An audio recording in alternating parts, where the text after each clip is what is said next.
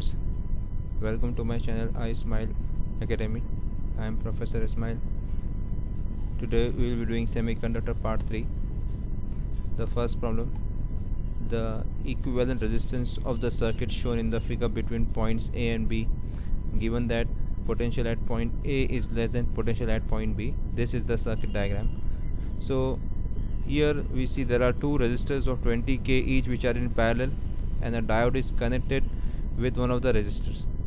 So here, first of all, you must know that when the diode is forward biased, so under ideal conditions it offers zero resistance, and zero resistance means it is acting as a short circuit.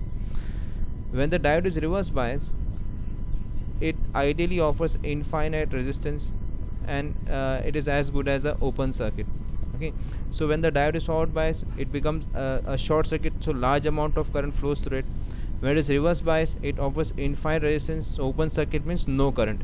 So for the current case, because here it is given VA is less than VB, okay, so potential at point A is less than potential at point B, so this diode in this case is reverse biased, because this P part, okay, this part P is connected to A and N part is connected to B, and VA is less than VB, so this diode is reverse bias. So because of reverse bias, it is acting as an open circuit, so it is as good as nothing is connected. We have just broken the circuit. So therefore infinite resistance, it is equal to infinite resistance, so no current will pass through at this point. So this is as good as this one. So there is only one resistance connected, 20 ohms. So here in this case the answer is 20 ohms. In the next one, the equivalent resistance of circuit shown in the above figure, which is given to us between points A and B, given that VA is greater than VB. So now in this case what we are given is VA is greater than VB. So here what will happen, this diode will act as a short circuit, so we can replace this diode by a single wire, okay, this way. Okay, so this was the original circuit. Now it is because the diode is acting as a short circuit, so it is as good as a wire is directly connected. Okay, so now you can see the equivalent resistance between them is such that this 20 they come under parallel mode. Okay, so 1 upon RB is 1 upon 20 plus 1 upon 20, we get 2 upon 20. So the equivalent resistance is in this case is 10 ohms. Okay, next question. The circuit diagram in the figure contains two diodes, each with a forward resistance of 30 ohms and with infinite reverse resistance. If the battery is 3 volt, okay, so the current through the 50 ohm resistor is, so what we are given is this is the circuit diagram. We'll explore it here. Okay, so this is not 3 volt, this is 5 volt. Okay, we will make a change here. This is actually 5 volt. 5 volt battery is connected. Yes, if it is given 5 volt. Okay, so these two diodes are connected. Okay, and this is the circuit diagram. So what is the current flowing through the 50 ohm? This is the 50 ohm resistance. This resistance, we have to see what the current is flowing through this resistor. Okay, so here in this case, if we have observed these two diodes, so this is the positive part. Positive part in the first diode is connected to P, negative is connected to N.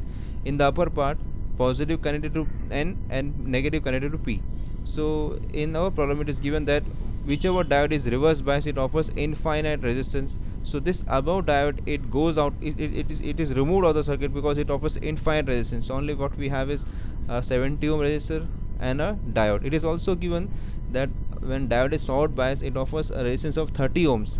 So what we have is 50 ohm resistor, which is given to us, 70 ohm resistor, and then this diode is replaced by a 30 ohm resistor. So if we calculate, we imply simple Ohm's law, we get V equal to IR. So I equal to V upon R, and R is 50 plus 70 plus 30, so 50 plus 70 is 150, so 5 upon 150, it comes around 0.03 amperes. Okay, so these are the solution. So this is the answer. Next, the energy bands in solids are a consequence of Ohm's law, Pauli's exclusion principle, Bohr's theory, or Heisenberg's principle. So why do we get this energy bands? Okay.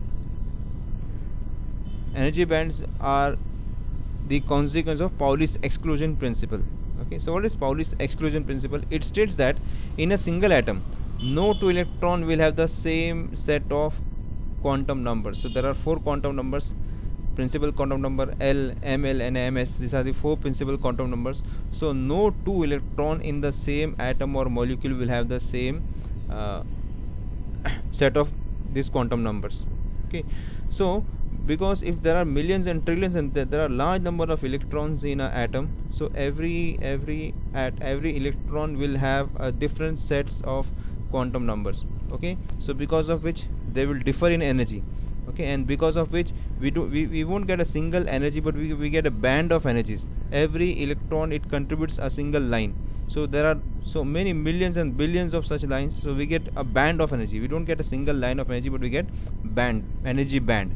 Okay, so it is because of the consequence of Pauli's exclusion principle. So we come to the next question, question number 5. With an AC input from 50 Hz power line, the ripple frequency is 50 Hz in the DC output of half wave rectifier as well as full wave rectifier, 100 Hz in DC output of half wave as well as full wave, 50 Hz in DC output of half wave and 100 in full wave, 100 in DC output of half wave and 50 in full wave. So we'll see the diagram. Here you can see the diagram. We are given 3 waves here in this case. The first one, this one, is the input. Input is pure AC. So we want to convert this into DC. So it can be done various ways. So here we have the half wave rectifier output. Okay, and here we have the full wave rectifier output. Okay. So in case of half wave rectifier, what we see that I will just draw the waveform here. When the input is in the positive half, okay, I'm just drawing it. Input is the positive half, the diode conducts, and this is what we get. This is what we get output. Sorry. Okay. When the diode is in the negative half, okay, the diode goes in reverse bias, so it does not conduct. Okay. So this goes on. Okay. So this is what output we are getting. Okay. Now now this whatever we are getting output from the half wave rectifier, it is not a DC. We are getting pulses of DC. So to improve the output, we connect some capacitors, filter capacitor. So here you can see, because of the filter capacitor, what we get is the input, it does not goes to 0 rapidly, but what happens in this case, here it goes up and then it just flattens to the next line, next curve, then it goes on. Okay, it goes on. Okay, so without this capacitor, we could have got this input the output would become 0. Okay, so here what is the ripple? What is the meaning of ripple? Ripple is the amount of AC in the output. We want pure DC, but due to the not proper functioning of the rectifier, we get some amount of AC. So here we are getting some ripples.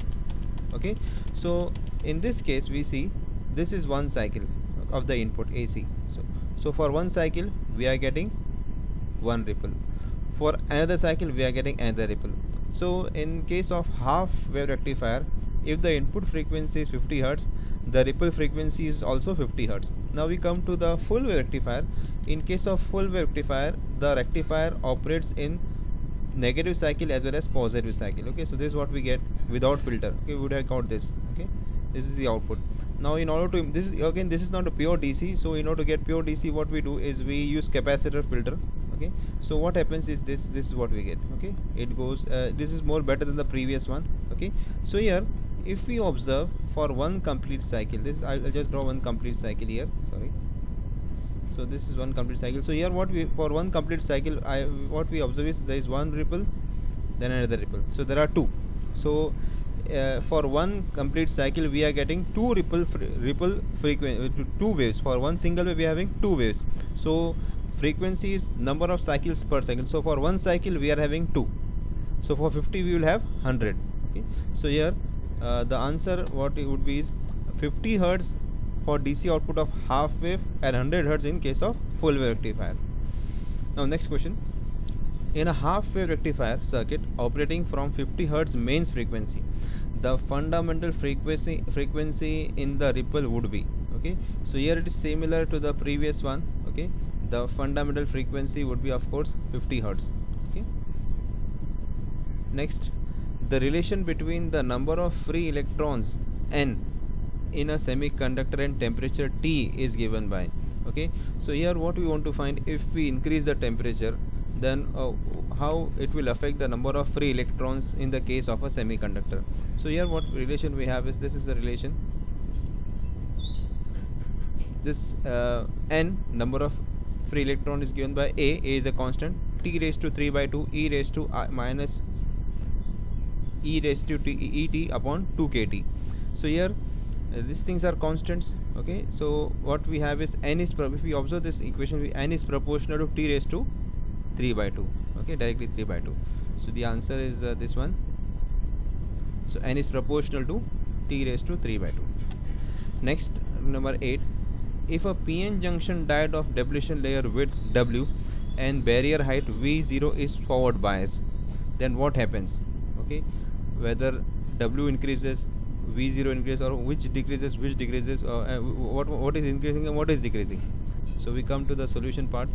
So here, see, this is in this diagram we can observe here, okay, that okay, so here the yellow part is the depletion region and this is the potential barrier. Okay, you can see the height of the potential barrier. So what happens when this diode is forward biased, what happens, the width of the depletion layer decreases, and if the width decreases, this potential also decreases, the height of the potential barrier. Okay, so less the number of this immobile carriers, the ions, okay, the less is the potential barrier. So as we go on increasing the forward bias, the depletion layer width will decrease, and because of the decreasing of the depletion layer width, the potential height will also decrease. Okay, so both are decreasing. The opposite happens when we apply the reverse bias. If we apply the reverse bias, depletion layer will increase and the height of this potential barrier will, or the potential difference will also increase. Okay, so here the solution in this case is both increase, W and V0 both increase. Next, when n-type semiconductor is heated, then number of electrons increase while the number of holes decrease, number of holes increase while that of electron decrease, or both remain same, or both increase equally. So here in case of semiconductor, okay, what happens in case of semiconductor, when we heat the semiconductor, okay, the resistance decreases. Okay, when we heat a semiconductor, the temperature of semiconductor rises, and because of which free electrons are created. As the number of free electrons are created, proportionally number of free holes are also created. Okay, so what happens when we heat n-type semiconductor, the number of holes and electrons increase equally, both increase equally. The last one, carbon and silicon both have same lattice structure having 4 bonding electrons in each. However, C is insulator while silicon is intrinsic semiconductor. What is the reason behind this? Okay, carbon also, although carbon, almost all the semiconductor material, they have 4 electrons in the outermost shell. Carbon is also one of them, but carbon is an insulator while silicon is not a pure insulator, it is a semiconductor. So the reason here is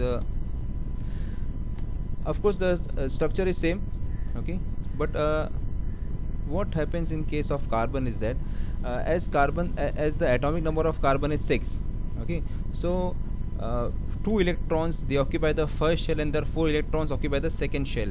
Okay, so the second shell is more closer and bounded to the nucleus, but in case of silicon, okay, there are 14, the atomic number is 14. Okay, so the first shell it has 2 electrons, the next it has 8 electrons, and the last one it has 4 electrons. So the third orbit, so in case of silicon, the 4 electrons they are in the third orbit, so they are less bounded to the nucleus as compared to carbon, in which the 4 electrons are in the second shell and they are more bounded towards the nucleus. Okay, so because they are more bounded to the nucleus, their conductivity is very less. Okay, so that's all, students, for this time, for this video. Okay, we will discuss some more in the next videos. Okay, thank you for watching.